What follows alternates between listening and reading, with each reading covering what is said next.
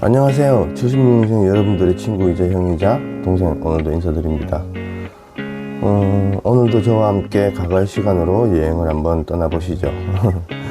제가 어렸을 때는 국민학교 시절이죠, 그죠? 그때는 오락실을 정말 많이 다녔던 것 같아요.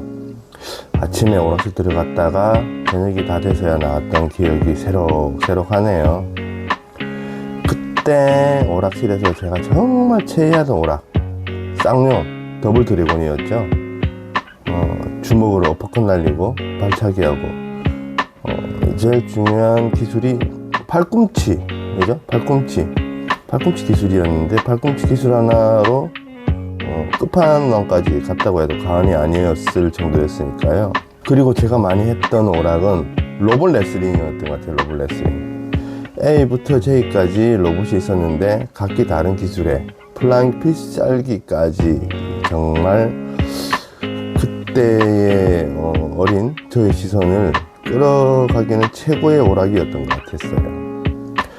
저는 주로 B나 J를 많이 했던 것 같아요. B는 일본 로봇이었는데 강펀치가 주 기술이었고, 부기술로는 허리 부수기가 있었고, J는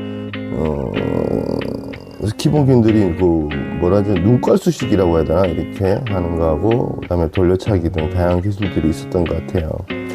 그런데 그때는 오락실 이제 한 판에 50원 할 때였잖아요. 아침에 100원 갖고 가서 하루 왼종일 있었던 것 같아요. 지금이야 정말 재미있는 게임들이 많지만 80년대 오락실에서 그 흥분과 즐거움을 그 무엇과도 바꿀 수가 없었겠죠? 그런 기분 아니었던가 하네요. 거기다가 다양한 게임들이 우리의 눈길을 끌었었는데, 그 외에도 마계천, 원더보이, 건스모크, 은행강도, 제비우스, 손손, 슬랩바이트도 유명했죠. 정말 많은 오락들이 있었는데 지금 하라고 해도 정말 재밌게 할 수 있는 오락이었던 것 같아요. 지금 나이 49. 그때 그렇게 오락실에서 놀다가 다시 동네로 돌아오면은 친구들과 함께 참 많이 놀았던 것 같아요. 그때 또 친구들이 되게 많았어요, 동네에, 그죠? 다망구, 진돌, 구슬치기, 고무 따먹기, 딱지 따먹기, 짬뽕, 오징어 달구지, 막가기죠. 심화차기라고 했는데 정말 많이 많은 놀이를 했던 것 같은데, 다망구는 술래가 한 명 정해지면은 나머지 친구들은 숨어 있다가 술래가 한 명씩 찾으러 다니면서 찾은 친구들이 이제 한 곳에 이제 손가락 걸고 서 있다가 술래 몰래 다망구 외치면서 이제 그 손가락 끊으면은 다시 부활시켜주는 그런 놀이였었죠. 참 추억이 새록새록하네요. 짬뽕은 아마 고무공으로 하던 야구놀이 기억나시죠? 예. 진돌은 양쪽에 전봇대나 양쪽에 이제 진을 정해놓고서 한쪽은 자기 진영으로 하고, 이제 다른 쪽은 이제 다른 진영으로 해서 이제 공략해서 이제 점수를 얻는 게임. 정말 다 기억이 나네요. 참 어지간히도 우리가 재밌게 놀았는데.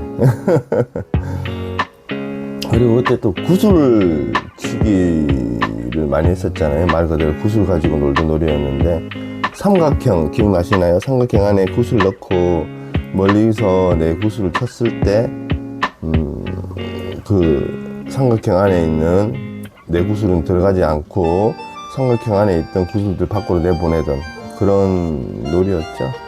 그래서 이제 그 구슬 따먹는 거였는데, 그런데 우리 어렸을 때는 또 이제 놀 게 없으니까 계절에 맞는 놀이로 많이 놀았던 것 같아요. 지금 생각하면 많이 부족하니까 놀이가, 그래서 여름에는 어떻게든 물이 있는 개울 아니면 바닷가 찾아다녔던 것 같고, 가을에는 산에 가서 잠자리도 잡고 메뚜기도 잡고 이렇게 산으로 많이 돌아다녔던 것 같아요. 그리고 그때 개구리 많이 잡았던 것 같은데, 그 당시에 개구리 사실 별미 중에 별미였죠. 지금은 참 잔인하다고 말할 수 있겠지만 그때는 그마저도 놀이였고, 개구리 배를 갈라서 이렇게 해서 이제 그 내장 꺼내고 난 뒤에 나무로 핀으로 꽂아가지고 다리를 나무 작대기에다가 깡통 같은 데 밑에 불 피워가지고 구워 먹었던 기억이 있는데 저는 어떠실지 모르겠네요. 근데 그때 먹었던 개구리 뒷다리 맛 지금도 잊을 수 없어요.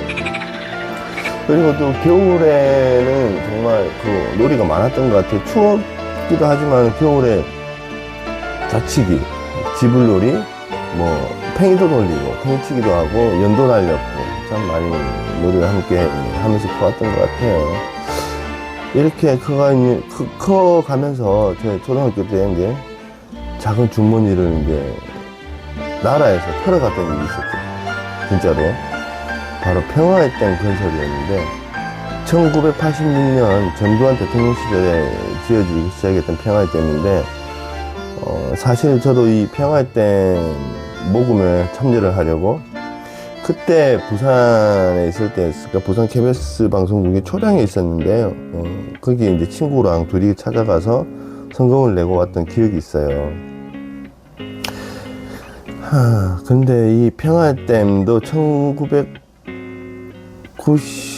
몇 년이죠? 그 문민정부가 들어서면서 국정감사 열리고 나서야 이제 그 평화의 댐에 대한 진실이 드러나게 되었죠. 평화의 댐은 1988년에 지으려고 했던 이유는 북한이 이제 서울 올림픽을 방해하고 금강산 댐이라고 이제 북한이 건설해서 이제 무려 2억 톤, 200억 톤이죠. 200억 톤의 이제 물을 모아서 수공을 펼친다고 해서 그래서 서울을 물바다로 만들기 때문에 우리도 그때 대응책으로 평화의 댐을 만들어야 된다고 했었는데 하지만 이 이유는 나중에 밝혀진 거죠. 1986년에 대통령 직선제에 대한 국민들의 열망을 잠재우기 위해서 전두환 정권이 이제 이런 작업을 했다고 하는데 그때 당시 TV에서 하루 종일 진짜로 63빌딩이 뭐 절반 물에 잠긴다, 서울의 중요 건물들이 물에 잠기는 것을 보여주면서 평화의 댐이 있으면은 그런 북한의 수공 물로 공격하는 걸 막을 수 있고 그리고 이제 우리 보조댐이 있으면은 이제 역공도 가능하다는 그런 보도가 이제 TV에서 많이 나왔었던 것 같아요. 근데 이게 다 거짓이었다고 하네요. 근데 정말 이때는 기업이나 이제 국민들한테 성금을 반강제로 모금을 많이 했었고 국민학생들, 지금 초등학생들이겠죠. 그때 우리 국민학생들도 저금통이나 용돈 털어가지고 성금 많이 했었는데 그 중에 한 명이 저였었죠.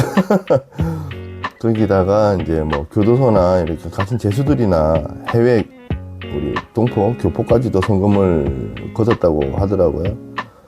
참 대단하시에요. 앞에서도 이야기했지만 금강산 댐은 200억 톤의 물을 모을 수 있다고 했었는데 정말로 금강산에 200억 톤의 물을 비축하는 댐을 만들기 위해서는 이제 북한이 만들기 위해서는 덤프트럭 이제 흙을 나른 데만 13년 그리고 물 태우는 데만 14년이 걸린대요. 14년. 그러면은 최소한 27년의 시간이 걸리는 것으로 계산이 되고 북한이 당시 토목공사나 뭐 이런 공사기관 했을 때 인원이 한 10만 명에서 15만 명 이상이 필요했다고 하니까 이 역시도 가능하지는 않았던 것으로 보여요. 지금 뭐 세계 최대 댐이라고 하는 중국의 샨샤댐 저수량이 뭐 393억 톤 그리고 미국 댐 후보댐이 336억 톤이라고 하는데 북한에서는 그때 건설한다고 했었던 금강산 댐이 200톤 정도의 물을 저장한다고 했는데 이는 아마도 이제 북한의 양쯔강 양쯔강급의 강이 있더라도 불가했던 일이라고 하네요. 뭐 지금 같았다면은 네이버나 이렇게 검색 한번 하면은 뽀록 날 일인데 그 당시에는 이제 뭐 언론 통제도 하고 뭐 이렇게 했으니까 검색도 못하고 하니까 우리 주변에 벌어졌던 일들 얼마나 우리가 답답하게 살아왔는지 표현이 되는 것 같습니다.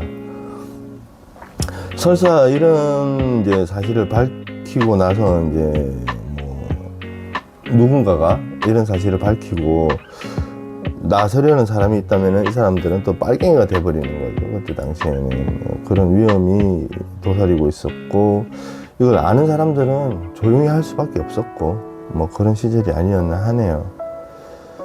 하여간 저의 어린 주머니를 어릴 적 이제 그때 50원 배가 나던 그 주머니 들어서 제가 그때 1,000원 냈으니까 큰 돈이죠. 정말 가슴 아픈 평화댐 이야기였습니다.